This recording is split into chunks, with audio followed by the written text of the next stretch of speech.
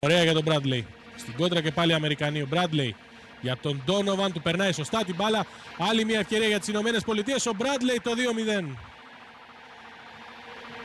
Στο 63 και οι Αμερικανοί παίρνουν την μπάλα γρήγορα και πάνε στη σέντρα.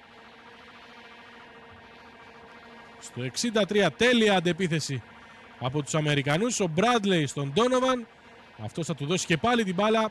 2-0.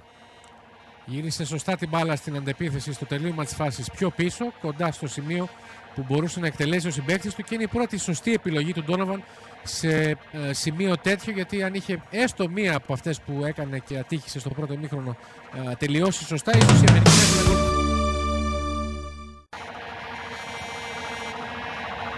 Bradley, ανεβαίνει ο Σπέκτορ.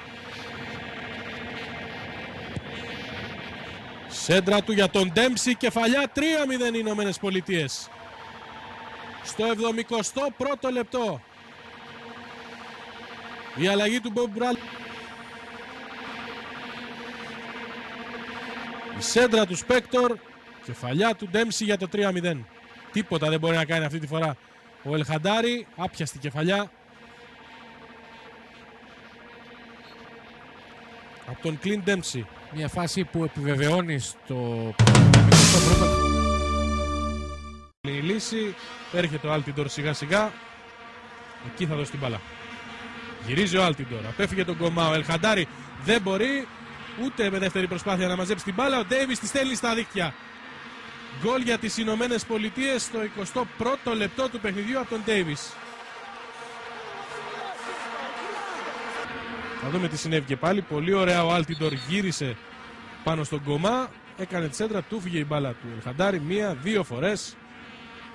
Και είναι και λίγο τυχερός ο Ντέιβις, γιατί η μπάλα βρήκε στο κεφάλι του Ελχαντάρη πριν πάει στα δίχτυα της Αιγύπτου για το 1-0 των Ηνωμένων Πολιτειών.